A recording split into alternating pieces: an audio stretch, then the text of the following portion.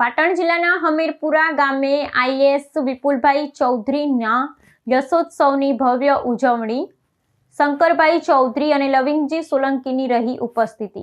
પાટણ જિલ્લાના સાંતલપુર તાલુકાના હમીરપુરા ગામ ખાતે ગામના ગૌરવ વિપુલભાઈ કરમણભાઈ ચૌધરીએ યુપીએસસી 2025માં રેન્ક 115 મેળવી આઈએએસ બનતા તેમના સન્માનાર્થે ભવ્ય યશોત્સવ કાર્યક્રમનું આયોજન કરવામાં આવ્યું હતું। સમગ્ર ગામમાં આનંદ અને ગૌરવનો માહોલ જોવા મળ્યો હતો। આ કાર્યક્રમ ગુજરાત વિધાનસભાના અધ્યક્ષ તથા બનાસ ડેરીના ચેરમેન શંકરભાઈ ચૌધરીના અધ્યક્ષસ્થાને યોજાયો હતો, જ્યારે મુખ્ય મહેમાન તરીકે રાધનપુર વિધાનસભાના ધારાસભ્ય લવિંગજી સોલંકી હાજર રહ્યા હતા। ઉપરાંત અન્ય આગેવાનો અને મહાનુભાવો પણ મોટી સંખ્યામાં ઉપસ્થિત રહ્યા હતા। કાર્યક્રમ દરમિયાન વિપુલભાઈ ચૌધરીનું ભવ્ય સન્માન કરવામાં આવ્યું હતું અને તેમની સફળતાને ગામ માટે ગૌરવની ક્ષણ ગણાવી અભિનંદન પાઠવ્યા હતા। સાથે સાથે વૃક્ષારોપણ કાર્યક્રમનું આયોજન કરવામાં આવ્યું હતું, જેમાં પર્યાવરણ પ્રત્યે જાગૃતિનો સંદેશ આપવામાં આવ્યો હતો।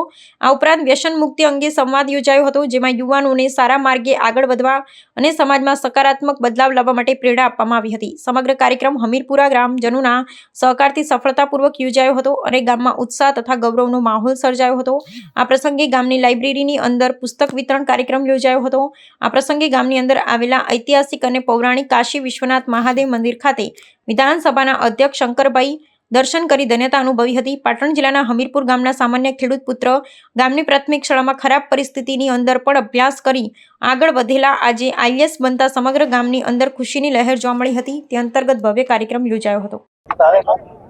ભાઈ વિપુલે જે યુપીએસસી ક્લિયર કર્યું અને સારા રેન્ક સાથે આ સરહદી વિસ્તાર, આ રણ પ્રદેશ, સુવિધાનો સદૈવ અભાવ, નર્મદાના પાણી આવ્યા પછી જીવન બદલાયું, પરંતુ સરકારી સ્કૂલમાંથી રહીને સતત પુરુષાર્થ કર્યો તેણે સફળતા મેળવી છે।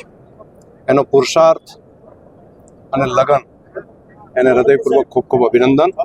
તે સિવાય છેલ્લા 12 વર્ષથી આ હમીરપુરા ગામમાં એક લાઇબ્રેરી અને લાઇબ્રેરીની અંદર અહીંના શિક્ષક મિત્રો માર્ગદર્શન આપે અને ગામના યુવા યુવતીઓ, દીકરા દીકરીઓ સતત મહેનત કરી 150 ઘરનું કામ છે અને જેની અંદરથી 100 કરતાં વધારે દીકરા દીકરીઓ સરકારી સર્વિસીસની અંદર એ સફળ થયા છે।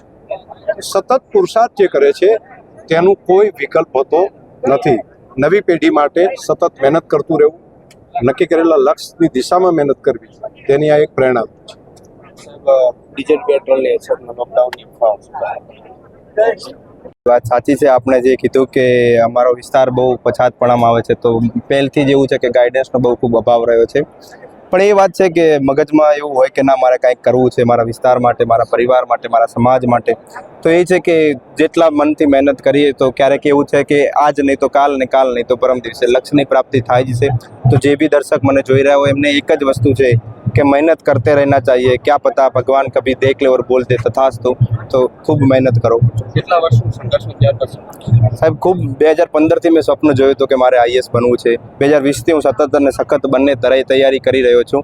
તો એમ કહી શકાય કે આ 6 વર્ષની જે મહેનત હતી આજે ફળી છે। આઈપીએસ બન્યા તેમ છતાં હિંમત ના હારી અને આઈએએસ બનીશું?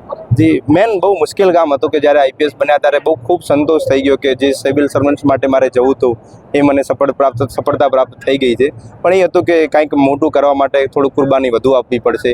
તો 2024માં હું પાસ થઈ ગયો, આઈપીએસ મળ્યું। પણ એ છે કે મહેનત ચાલુ રાખી, પહેલથી લક્ષ્ય હતું કે મારે આ પ્રાપ્ત કરવું જ છે। તો થોડાક સમય ખરાબ નીકળ્યા કે મોટિવેશન નહોતું મળતું એટલું, પણ એ છે કે મહેનત ચાલુ જ રાખી। સફળતા પાછળ શ્રેય કોને? શ્રેય મેન તો એ જ છે કે પોતાની મહેનત તો બધા કરતા જ હોય છે, સફળ વ્યક્તિ અથવા નિષ્ફળ વ્યક્તિ બધા કરતા હોય છે। પણ જે પરિવારનો જે સપોર્ટ આપણે જોઈએ છીએ કે જે જ્યારે નિષ્ફળ થઈએ ત્યારે પરિવાર કેટલો આપણને સપોર્ટ આપે છે। કોઈ દિવસ મને કીધું જ નથી કે તું આ કર, બસ ખાવાનું ખાજે અને વાંચજે। આ બે જ વસ્તુ મારા પિતા, મારા પરિવાર કહેતા હતા। તો એ છે કે હું મારા પરિવારને સૌથી મોટો શ્રેય આપું છું। એના ઉપરાંત ગુરુજીના આશીર્વાદ છે અને મિત્રનો સહકાર, આ 3 વસ્તુ સૌથી મહત્વની છે। યુવાનોને શું સંદેશ આપશો? યુવાનોને એ જ મેન વસ્તુ એ છે કે જ્યારે તમે પોતાની પાસે કાંઈ હોતું નથી ને, તો પામવા માટે પૂરી દુનિયા હોય જ છે। તો પ્રયાસ કરતું રહેવાય, સૌથી મોટો લક્ષ્ય રાખો। એને કરવા માટે હંમેશા એક ડિસિપ્લિન રાખવું કે ટાઈમ ટેબલ બનાવીને કે મારે આ વસ્તુ કરવી છે। ને ખૂબ મારું તો એ જ છે કે મેં ખુદ જોઈ લીધું છે કે ખૂબ મહેનત કરીએ ને તો સફળતા મળે છે। તો ખૂબ મહેનત કરતા રહું। સોશિયલ મીડિયા પાસે ટાઈમ પકડીએ। જી, સાચી વાત છે કે અત્યારે જે વ્યક્તિ સફળ થવા ઈચ્છતો એના માટે બહુ સારા ચાન્સ છે કે ઘણા બધા લોકો ડિસ્ટ્રેક્ટ થઈ ગયા છે। તો જેને સફળતા હોય એના માટે બહુ સારા ચાન્સ છે. તો જે વ્યક્તિ જોઈ રહ્યા હોય મને સોશિયલ મીડિયા થ્રુ, હું એમને એ જ મેસેજ આપીશ કે આ વસ્તુ ના કરો.